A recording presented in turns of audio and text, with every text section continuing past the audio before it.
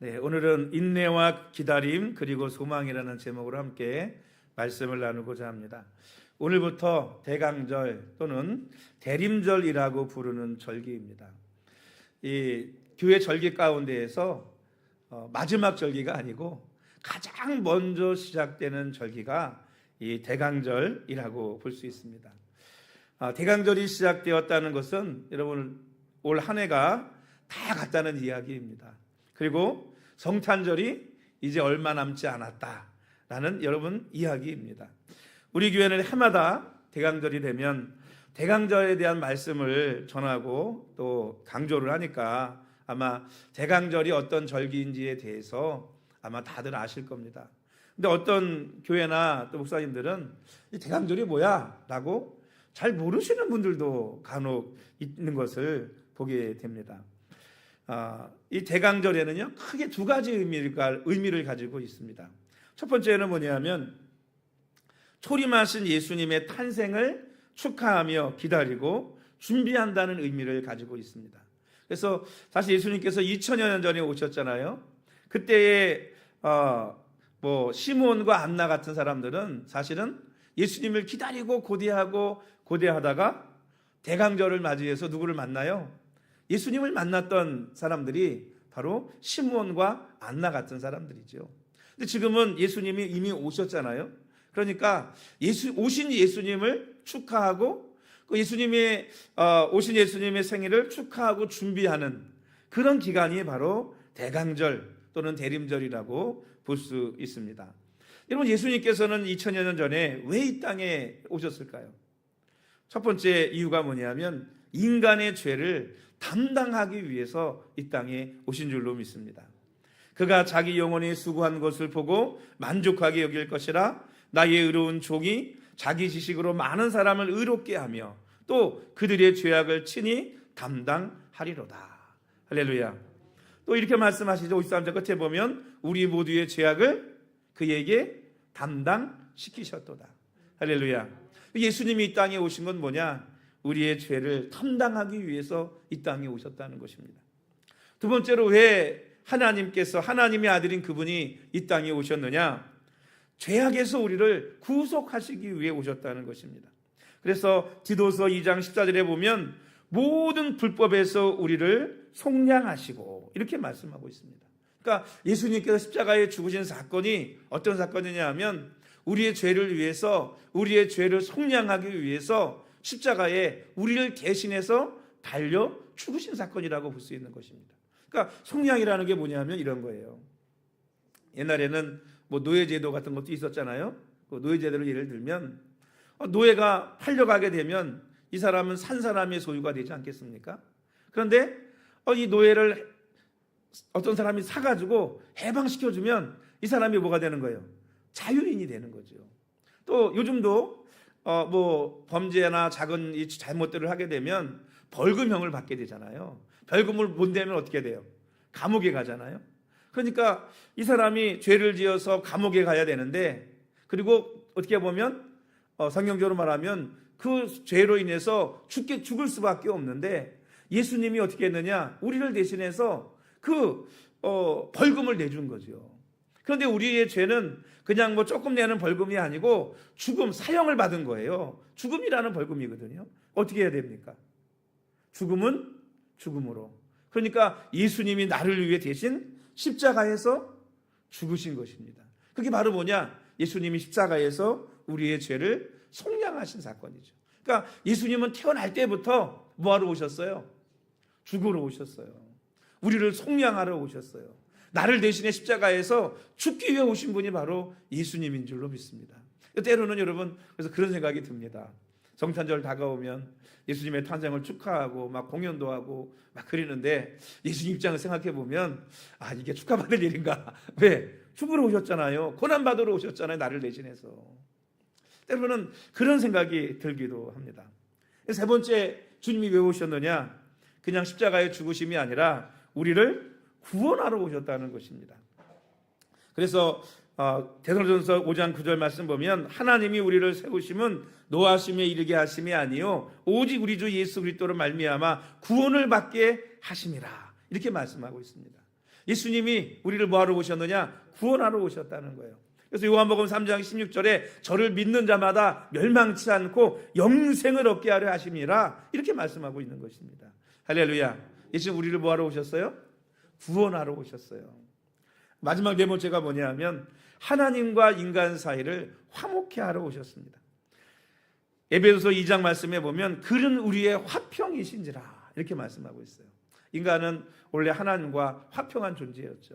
에덴 동산을 하나님이 창설하시고 그곳에서 아담과 하와가 행복하게 살게 하셨어요. 그때는 하나님과 교통하고 교제하고 친밀한 관계였습니다. 그런데 인간이 범죄함으로 말미암아 하나님과 인간 사이에 뭐가 됐느냐? 원수가 되어버린 거예요. 그래서 하나님은 하나님과 우리 사이를 화목케 하시려고 이 땅에 오셔서 그 의문에 쓴 증서, 죄라고 하는 그 죄의 증서를 뭐 하셨느냐? 소멸하시고 불태워 버리셨는 줄로 믿습니다. 이는 이 둘로 자기 안에서 한 세 사람을 지어 화평하게 하시고 또 십자가로 이 둘을 한 몸으로 하나님과 화목하게 하려 하심이라. 원수된 것을 십자가로 소멸하시고, 이렇게 말씀하고 있습니다. 그러니까 2000년 전에 오신 예수님은 한마디로 얘기하면 그거예요. 오직 우리의 죄를 사하시고 우리를 구원하셔서 하나님과의 관계를 회복하시고 영원한 천국에 우리를 구원하시기 위해서 이 땅에 오셨고, 그래서 오직 그것을 위해서 뭐 하셨느냐? 고난을 감당하시고 십자가에 죽으셨는 줄로 믿습니다. 할렐루야. 우리는 그 오신 예수님, 나를 구원하러 오신 예수님을 여러분 축하하고 예배하고 기다리고 준비하는 절기가 바로 대강절인 줄로 믿습니다. 할렐루야. 뭐 한참부터 얘기한 얘기지만 성탄절, 크리스마스 그러면 아이들이 선물 받는 날이 아니에요. 주인공이 아이들이 아닙니다. 그렇다고 또 산타크로스가 여러분 주인공도 아니에요. 그날의 주인공은 누구죠? 오직 예수 그리스도. 그분이 탄생하신 날이고 그분이 이 땅에 우리를 구원하신 날이기 때문에 우리는 그날을 기뻐하고 하나님을 찬양하는 줄로 믿으시기를 주의 이름으로 축원합니다. 두 번째 의미가 뭐냐면, 이 대강절의 의미가 예수님이 2000여 년 전에만 오신 것이 아니고 이제 또 뭐 하실 거예요? 오실 거예요. 예수님께서 재림, 즉 다시 오심을 기다리고 준비하는 절기가 바로 대강절인 것입니다. 성경에 예수님의 재림에 대한 약속이요 몇 번 있느냐 하면 신구약을 통틀어서 1518번이나 기록되어져 있대요. 1500번이 넘도록 예수님의 재림을 성경이 이야기하고 있다는 것입니다. 그래서 초대교회 성도들은 네로 황제나 도미티안 황제 때 기독교가 그 당시 가장 박해를 받던 시대거든요. 초대 기독교 시절에. 그때에도 다시 오실 예수님을 믿고 기다리며 이 모든 박해를 견디고 이겨냈다는 것입니다. 여러분 뭐 초대교회 성도들만 그랬을까요? 우리나라 대한민국 초대 선교 초기 우리 한국교회 초대교회 때에도 순교자들인 손양원 목사님이나 주기철 목사님 또 많은 성도들이 예수님의 재림을 소망하고 기다리면서 여러분 담대하게 선교의 길, 이 순교의 길, 죽음의 길을 걸어가는 줄로 믿으시기를 바랍니다. 할렐루야. 그런데 여러분 예수님께서 승천하신 지 2000년이 넘고 그 주님께서 다시 오시겠다 약속하신 날이 오래되다 보니까 너무나 많은 사람들이 예수님의 재림을 잊어버리고 또 너무나 많은 교회가 예수님의 재림에 대한 설교를 잊어버리고 있지 않은가 하는 그런 생각이 듭니다. 여러분 우리나라 초대교회 때 아주 많이 불렀던 찬양이 있어요. 저도 어려서부터 이 찬양을 정말 많이 불렀던 것 같습니다. 그 찬양이 뭐냐면 이 주님 고대가라는 찬양이에요. 여러분 주님 고대가 아세요? 주님 고대가. 아마 신앙생활 몇십 년 하신 분들은 이 찬양을 알 것 같아요. 낮에나 밤에나 눈물 머금고 내 주님 오시기만 고대합니다. 가실 때 다시 오마 하신 예수님 오 주여 언제나 오시렵니까. 1절이에요. 이게 여러분 5절까지 있습니다. 5절까지.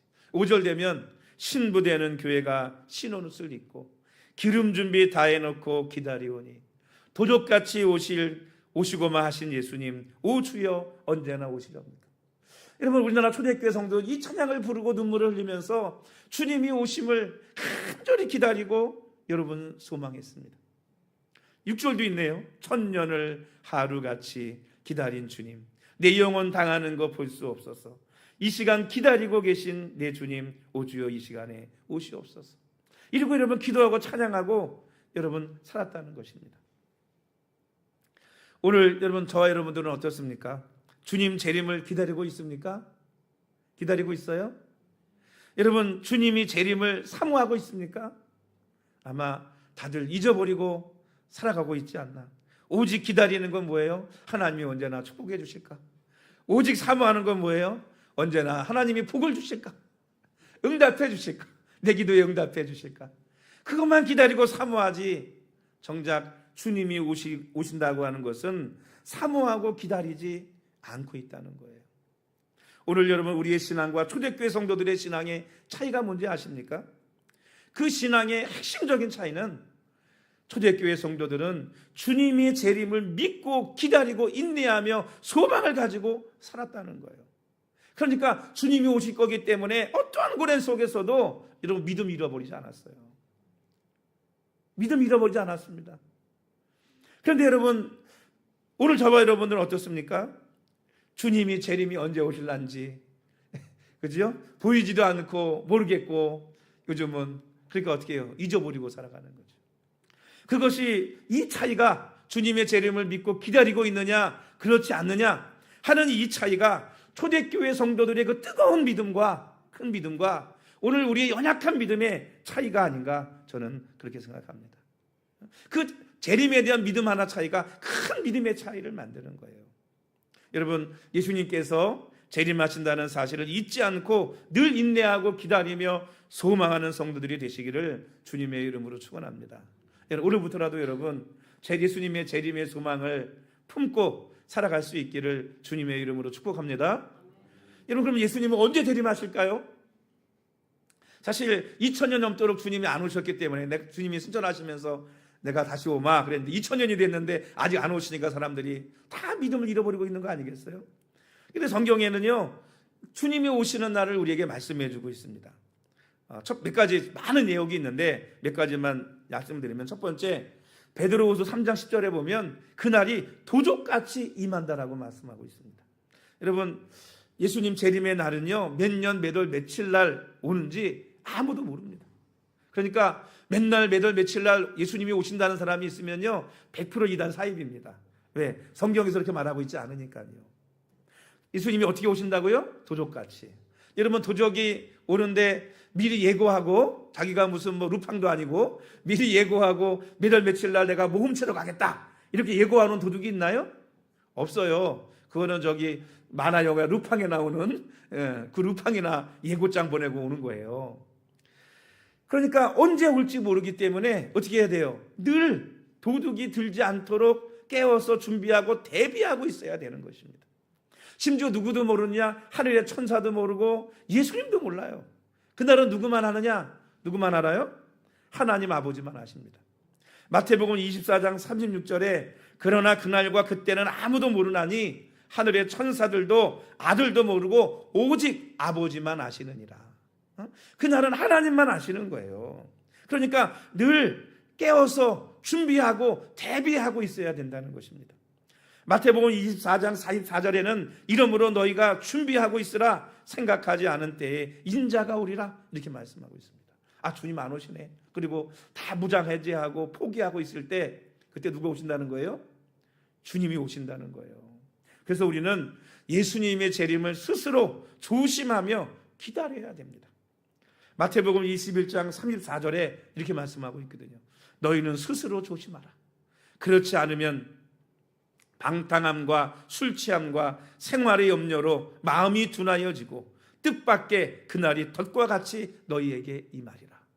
여러분 이 말씀 무슨 말씀인지 아세요? 아 주님 안 오네. 그날 가지고 싶도 모르고 그리고는 마음 탁 풀고 조심하지 않고 방탕하고 술 취하고 세상 염려와 근심으로 마음이 둔해져서 믿음 잃어버리고 살아갈 때 그때 뭐같이 임한다고요? 덫과 같이 임한다는 거예요. 주님의 재림이. 덫이라는 게 뭐예요? 모르도록 숨겨져 있는 거 아닙니까? 그렇죠? 그러니까 덫에 걸리는 거 아니겠어요? 그렇게 걸리지 않도록 늘 깨어서 기도하고 준비하고 있으라는 것입니다. 그러나 하나님께서 그냥 우리가 아무것도 모르게 하셨을까요? 그렇지 않죠. 그날과 그 시는 알지 못하지만 하나님께서 두 번째로 시대적인 표적을 보고 예수님의 재림이 가까웠다는 것을 알라라고 이렇게 말씀하셨어요. 그래서 마태복음 16절에 보면 예수님께서 그런 말씀을 하세요. 너희가 저녁에 하늘이 붉으면 날이 좋겠다 하고 아침에 하늘이 붉고 흐리면 오늘은 날이 굳겠다 하나니 너희가 날씨는 분별할 줄 알면서 이 시대의 표적은 분별할 수 없느냐 라고 예수님께서 말씀하셨습니다.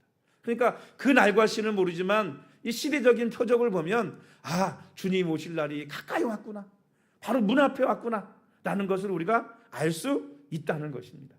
그래서 누가복음 21장에 보면 많은 내용들을 말씀하고 있는데 요약해 보면 그래요.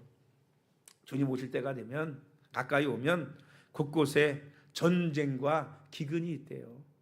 전쟁과 기근. 그리고 전염병이 있대요. 그리고 큰 지진이 있다는 것입니다. 요즘 많이 일어나잖아요. 곳곳에 전쟁이 일어나는데 또 전쟁이 일어나려고 지금 하는 데들이 막 있어요. 기근도 많이 있습니다. 요즘은요. 또 지진도 많이 일어납니다. 그리고 또 뭐가 있느냐? 일월성 신에는 징조가 있대요. 징조. 그러니까 해달별에 어떤 징조가 있을 거라는 거죠. 그리고 땅에서는 바다와 파도가 성난 소리로 인하여 혼란 중에 공고한대요. 이 말씀이 무슨 말씀입니까? 생각해 볼 때 바다와 파도가 성난 소리로 막 한다는 게 뭐겠어요? 파도가 어마어마하게 친다는 거 아니에요? 그렇죠? 파도가 막 쳐가지고 막 땅을 집어삼키는 그런 일들이 마지막 때에 있지 않나 생각이 듭니다. 왜냐하면 달의 징조가 있다고 그러니까 이 파도는 달과 영향이 있지 않겠습니까? 그래서 마지막 때가 되면 이런 일들이 일어난대요. 또 마태복음 24장에 보면요, 사람의 미혹을 조심하래요. 이 사람의 미혹이 뭐냐면 많은 선지자들이 일어나요. 거짓 선지자들이. 그래서 지가 예수라고 그러고 예수님이 언제 재림한다고 거짓을 말하고, 그래서 많은 영적 사기꾼들이 등장을 한다는 것입니다. 영적 사기꾼들. 또 많은 사람들이 실족하여 넘어진대요. 실족한다는 게 뭡니까? 뭘로 말하면 시험에 들어가지고 교회 안 나온다는 얘기예요. 많은 사람들이. 그리고 큰 재난과 환난, 기독교적인 박해가 일어나게 된다는 거죠. 이게 마지막 때에 일어날 사건이라고 볼 수 있습니다. 여러분, 마지막 때 믿는 자를 보겠느냐 그랬거든요. 여러분, 많은 사람들이 환난 속에 또 여러 가지 역사 속에서 믿음을 저버리고 실족하는 사람들, 시험에 드는 사람들이 많다는 거예요. 사랑하는 성도 여러분, 신앙생활하면서 사람 바라보고 시험 드는 성도들이 되지 마시기를 주의 이름으로 축원합니다. 제가 늘 강조해요. 시험 든 사람 치고 뭐 예수님 때문에 시험 든 사람을 한 사람도 못 봤어. 다 누구 때문에 시험 들어요? 사람 때문에. 아니, 예수 믿는 거 누구를 위해 믿습니까? 저 사람 위해서 믿어요? 나를 위해서 믿어요? 얘기해 보세요. 옆에 사람 위해서, 옆 사람 바라보세요. 옆에 사람 보고 믿어요? 옆에 사람 때문에 믿어요? 나를 위해서 믿어요? 누구를 위해 믿는 거예요? 나를 위해서 믿는 거예요. 어? 저 사람이 나를 위해 십자가 졌습니까? 예수님이 나를 위해 십자가 지셨습니까? 예수님이 나를 위해 십자가 지셨잖아요. 우리가 그 예수님 믿는 거지 저 사람을 믿는 게 아닌데 왜 저 사람 때문에 시험 들어가지고 교회를 안 나오고 예수님을 떠납니까? 여러분, 이것처럼 어리석은 게 없는 거예요. 여러분, 사탄에게 속아 넘어가지 마시기 바랍니다. 할렐루야. 사탄에게 손을 넣지 마세요. 꼭 은혜 받고 나면 뭐 하느냐? 꼭 사람한테 시험 들어가지고. 응? 여러분, 은혜가 많은 곳에 사탄도 역사하는 줄로 믿습니다. 여러분, 승리하시고 넘어가지 마시기 바랍니다. 그리고 결정적으로 어떤 일이 벌어지느냐? 마태복음 24장 14절에 보면 이 천국 복음이 모든 민족에게 증언되기 위하여 온 세상에 전파되리니 그제야 끝이 오리라, 이렇게 말씀했어요. 그러니까 이 복음이 온 세상에 전파돼야 끝이 온다는 거예요. 여러분, 그 끝이 어딜까요? 끝이 어딜까? 여러분, 그런 생각을 한번 해보세요. 부부가 제일 가깝죠. 그죠? 부부가 서로 마주보고 누워있으면 세상에서 제일 가까운 게 바로 여러분 부부입니다. 바로 내 앞에 있잖아요. 근데 여러분 부부가 돌아누우면, 침대에서 돌아누우면 세상에서 제일 먼 사람이 부부예요. 땅끝이 부부입니다. 왠지 아세요? 지구를 한 바퀴 돌아야 그 사람을 만날 수 있어요. 바로 뒤에 누워있는데 지구를 서로 등지고 누우면 지구를 한 바퀴 돌아야 뭐 할 수 있어요? 만날 수 있어요. 이런 복음은 이스라엘에서 나왔죠. 근데 지금 이스라엘은 예수님을 믿지 않습니다. 지금 이방인들의 시대라 이방인들이 예수님 영접하고 있죠. 이 유대인 가운데 기독교 인구는 정말 몇 프로, 뭐 3%, 4%, 막 이렇게밖에 안 된다는 거예요. 그러니까 땅끝은 어디예요? 땅끝은 이스라엘이죠, 이스라엘. 그러니까 복음이 전 세계를 한 바퀴 돌아가지고 어디로 들어가면 돼요? 이스라엘에 들어가면 돼요. 근데 이스라엘에 복음이 들어가서 그들이 복음을 받아들이기 시작할 때는요, 이방인들처럼 이렇게 오래 안 걸립니다. 순식간에 받아들입니다. 왜? 구약의 율법이나 모든 걸 다 알고 있기 때문에 하나님이 사도 바울의 눈을 열어주신 것처럼 눈만 열어주면 그냥 예수가 하나님이시다라고 바로 뭐 할 수 있느냐? 그들은 믿음으로 얘기할 수 있는 사람들이에요. 그러니까 이스라엘의 복음의 역사가 일어나고 부흥의 역사가 일어난다. 여러분 주님의 재림이 곧 여러분 임한 줄로 믿으시기를 주의 이름으로 축원합니다. 그러니까 그때가 바로 마지막 때라는 것입니다. 그래서 이 대림절은 예수님의 초림과 재림을 준비하고 기다리는 절기, 그게 바로 대림절이라는 것입니다.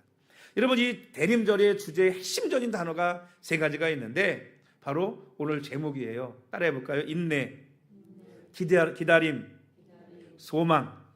예, 이 세 단어가 이 대림절의 핵심적인 단어입니다. 여러분 성경의 역사를 보면 성경은 인내와 기다림과 소망의 역사라고 볼 수 있습니다. 여러분 아브라함부터 그래요. 아브라함이 75세에 부름을 받고 하나님이 약속의 자녀를 약속하셨잖아요. 그런데 몇 세에 났어요? 100살에 25년 동안 기다렸습니다. 노아의 홍수, 하나님께서 이 땅을 물로 심판한다. 근데 여러분 몇 년 후에 홍수가 있었어요? 몇 년 후에? 120년. 또 이스라엘 백성들이 출애굽을 위해서 아브라함이 약속했죠. 네 백성이 이방의 종이 됐다가 나올 거다. 몇 년 걸렸어요? 400년. 아브라함 때부터 말고 애굽에 들어간 다음부터 400년이 걸렸어요. 광야 생활하면서 가나안 땅을 약속했는데 가나안 들어가기 몇 년 걸렸어요? 40년이 걸렸습니다. 바벨론 노예를 끌려가갖고 노예가 돼가지고 바벨론에 종이 돼서 여러분 해방한다고 말씀하셨는데 몇 년 후에 해방이 됐어요? 70년 후에 해방이 됐습니다. 암흑시대를 마치고 예수님이 오신다는 그 예언이 구약에 그렇게 많이 있었는데 여러분 암흑기가 몇 년인 줄 아세요? 400년의 암흑기를 가졌습니다. 아무런 선지자도 하나님의 종도 나타나서 아무 말씀도 하지 않으셨어요. 400년이 걸렸습니다. 여러분 예수님의 재림을 기다리는 오늘 우리에게도 뭐가 필요하느냐? 아브라함이나 노아나 또 이스라엘 백성들과 같이 뭐가 필요하느냐? 인내와 기다림과 소망이 필요한 줄로 믿습니다. 할렐루야. 여러분 만약에 아브라함이나 또 노아가 여러분 아무리 배를 만들고 기다려도 비가 안 오네. 아들 소식도 없어요. 그래서 인내하지 못하고 기다리지 못하고 여러분 소망을 갖지 못하고 포기했다면 성경의 아브라함의 역사는, 노아의 역사는, 이스라엘 백성들의 역사는 여러분 기록되지 않을 것입니다. 여러분 하나님의 응답 받고 지금까지 응답 못 받으신 분 계십니까? 여러분 인내하세요. 인내라는 게 뭔지 아시죠? 참고 기다리는 게 인내예요. 그리고 두 번째가 뭐예요? 기다려야 되는 거예요. 기다려. 세 번째, 소망을 끝까지 뭐하지 말아야 돼요? 버리지 말고 놓지 말고 붙들고 믿고 살아가야 되는 줄로 믿습니다. 할렐루야. 그래서 누가복음 21장 19절에 너희 인내로 너희 영혼을 얻으리라 이렇게 말씀하고 있습니다. 여러분 인내해야 영혼을 얻을 수 있다는 거예요. 구원받을 수 있다는 이야기입니다. 마태복음 23장 13절에는 끝까지 견디는 자는 구원을 얻으리라 이렇게 말씀하고 있습니다. 여러분 견뎌야 구원을 받을 수 있는 것입니다. 할렐루야. 따라합시다. 인내하자. 따라합시다. 견디자. 예, 인내하고 견뎌야 돼요. 그래야 구원을 받을 수 있는 것입니다. 인내, 기다림, 소망 이 세 가지를 붙들고 예수님의 탄생을 축하하고 예수님의 재림을 준비하고 예수님 맞을 준비할 수 있는 성도들이 되시기를 주의 이름으로 축원합니다. 특별히 대림절은 특별히 나 자신을 돌아보는 절기라고 볼 수 있습니다. 뭘 돌아볼까요? 예수님이 재림하셔도 내가 구원받을 수 있는 믿음을 가지고 있고 준비가 되어져 있는지 자신을 점검하는 기간, 그것이 바로 대림절 기간입니다. 여러분 어떠십니까? 만약에 주님이 오늘 예배 후에 이 땅에 재림하신다, 그러면 여러분 주님 반갑게 맞이할 수 있겠습니까? 아니면 주님 아직 준비가 덜 됐어요, 조금만 기다려주세요, 잠깐만 기다려주세요, 돈 모아놓은 것 좀 쓰고요, 나 좀 나쁜 짓 한 거 회개 좀 하고요. 만약에 여러분 그런다고 한다면 어떻게 주님을 맞이할 수 있겠습니까? 2000여 년 전에 오신 예수님은 사랑을 가지고 오셔서 우리를 위해서 자신의 몸, 살, 피까지 다 우리를 위해 주셨습니다. 우리의 구원을 위해서. 그러나 재림하시는 예수님은 사랑을 가지고 오는 것이 아니라 공의를 가지고 오십니다. 그래서 산자와 죽은 자를 심판하러 오신다라고 말씀하고 있습니다. 그래서 마지막 심판을 회개 심판이라고 합니다. 계시록 20장 12절에 죽은 자들이 자기 행위를 따라 책들에 기록되고 심판을 받는다, 이렇게 말씀하고 있어요. 여러분, 저와 여러분이 살아가는 모든 행위, 그 삶이 책들에 기록되고 그 행위대로 여러분 심판받는다라고 말씀하고 있습니다. 그래서 13절 말씀에도 각 사람의 행위대로 심판을 받고, 이렇게 말씀하고 있는 거예요. 여러분, 오늘 하나님께서 우리의 삶을 뭐 하실 거냐? 심판하실 것입니다. 우리 어떻게 될까요? 주님을 맞이할 준비를 해야 되잖아요. 여러분, 죄악된 삶, 잘못된 삶을 살았다면 하나님 앞에 회개하고 나가야 될 줄로 믿습니다. 할렐루야. 어느 때에 주님 오시기 전에, 주님의 재판장에 들어가기 전에 우리가 살아있을 때 뭐 해야 되느냐? 회개해야 되는 거예요. 그리고 또 상급과 면류관 받아야 되지 않겠습니까? 벌이 아니라. 그러니까 어떻게 해야 돼요? 하나님 안에서 상급과 면류관 받도록 오늘 저와 여러분들의 삶을 살아갈 수 있는 성도들이 되시기를 주의 이름으로 축복합니다. 여러분, 저는 저와 여러분들이 주님 앞에 갔을 때 부끄러운 구원 받지 않았으면 좋겠어요. 물론 부끄럽게라도 구원을 받는 거라도 구원받으면 다행이지만, 이왕이면 구원받는 거 부끄럽게 구원받지 말고 여러분 상급받고 면류관 받고 칭찬받고 영광받고 구원받을 수 있는 우리 모든 세길교회 성도들이 되시기를 주님의 이름으로 축복합니다. 여러분, 오늘 본 말씀에 보면 여러분 요한계시록 사도 요한이 기록했죠. 이 모든 환상과 주님의 말씀을 다 듣고 기록한 다음에 오늘 20절에 뭐라고 말씀하셨죠? 우리 한번 다 같이 읽어보겠습니다. 20절 시작. 이것들을 증언하시니가 이르시되 내가 진실로 속히 오리라 하시거늘 아멘 주 예수여 오시옵소서. 이 모든 계시록에 나오는 말씀들을 증언하신 예수님께서 내가 속히 오리라라고 말씀하셨어요. 여러분, 주님께서 속히 오신답니다. 여러분, 사도 요한처럼 아멘 주 예수여 오시옵소서 이야기할 수 있겠습니까? 아니면 아직 준비가 덜 됐으니 주님 조금만 기다려 주십시오, 여러분 그렇게 말씀하시겠습니까? 저와 여러분들이 늘 준비된 삶을 통해서 언제든지 초대교회 성도들처럼 주님이 오신다고 할 때 아멘 주 예수 오시옵소서 하고 달려가 그 주님을 맞이할 수 있는 우리 세길교회 우리 모든 성도들이 되시기를 주님의 이름으로 축원합니다. 우리 기도하시죠.